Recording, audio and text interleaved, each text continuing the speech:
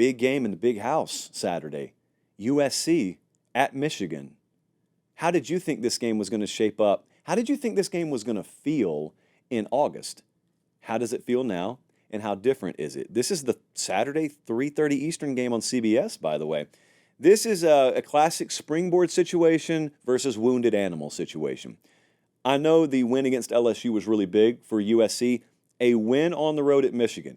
Even though we don't think Michigan is as good a team as LSU, this would be a conference win on the road in Lincoln Riley's first year in the Big Ten. This would be a springboard moment. And if they go up there and they really plant their flag, figuratively, who knows, maybe literally, it would be a springboard moment. Because you'd start really quickly realizing USC's a prime player in the Big Ten championship race.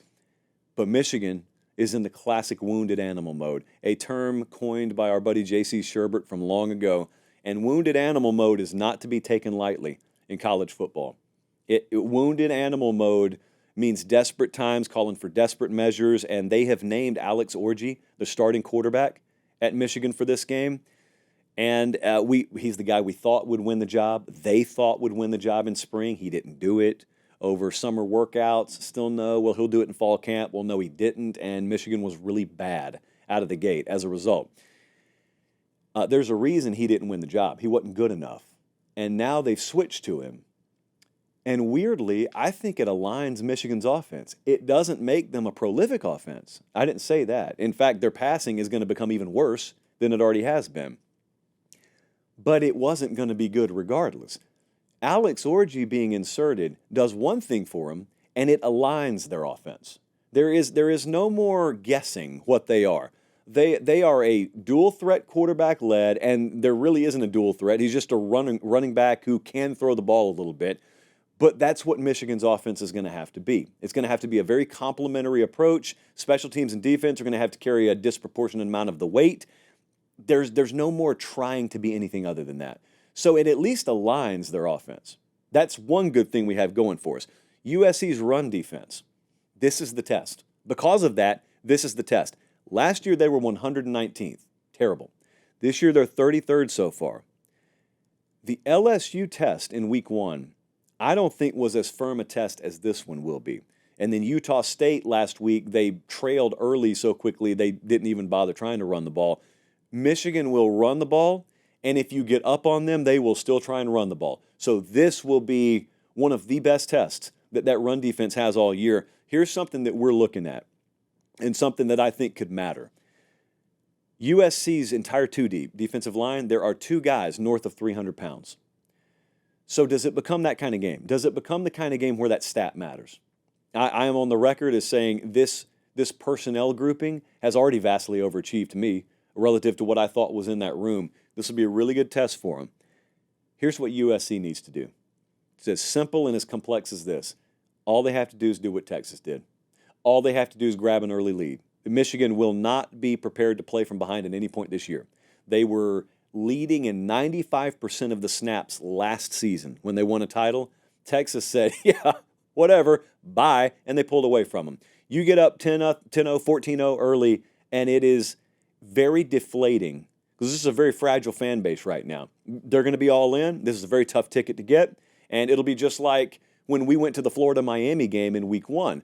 Florida fans were totally all in. They're fine, but there were doubts in the back of their mind, and when Miami took an early lead, it was total deflation, and there's no home field advantage anymore. And I was on the sideline for the Texas-Michigan game, and it was total deflation. And by halftime, there was no home field advantage anymore. If USC can do that, and I love Miller Moss. Now, he has the capability of doing it. He's facing Michigan on the road, though, in a very desperate situation. And unlike Quinn Ewers, Miller Moss does not have those moments under his belt yet. So can they do that? Can they replicate that?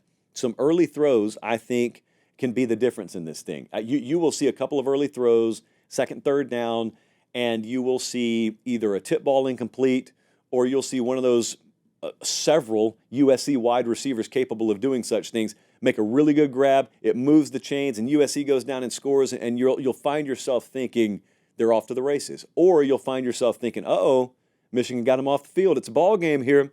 Because if they can grind out a 12 or 13 play drive, chew up a bunch of clock, same thing can happen that Michigan used to do. They get you in their game script, And all of a sudden you're saying, man, we don't have the ball. Why don't we have the ball? USC can do what Texas did because they have the same kind of wide receiver depth that Texas had. Will Johnson's a great player. Michigan is not elite in their secondary behind Will Johnson. And so Lincoln Riley can dial it up just like Sark can. The concerns that I have either way are actually, my biggest concern for Michigan is USC's probably equipped to do some of the stuff Texas did. The difference is Texas, they were the bigger, stronger, faster, more physical team. I'm not sure USC's bigger and more physical than Michigan. The score could look the same. I don't think they achieve it in the exact same way as Texas did. But Michigan's physical edge, this is my biggest concern about USC. Their physical edge just may be more glaring. Because I think a lot of people's concerns have been put to rest after that LSU game. And guys, I'm telling you, I just watched South Carolina get after that LSU offensive line. And I just watched South Carolina run for 240 plus on that LSU defensive line. So it was a great win for USC. I am not banking that they're just established, both lines of scrimmage, off of the LSU game, is all I'm saying. This will be the bankable game. This will be the one. Let's take a look at what the model thinks. FanDuel's got USC minus 5.5 right now. We think it's a little north of that. The model thinks USC minus 7. Is it really over? Here's where my mind is on this game. Is it really over? Because if USC goes in there and wins and covers here, that's kind of your season for Michigan. They're still going to play all the games, but your preseason goals are probably out the window if you lose this game.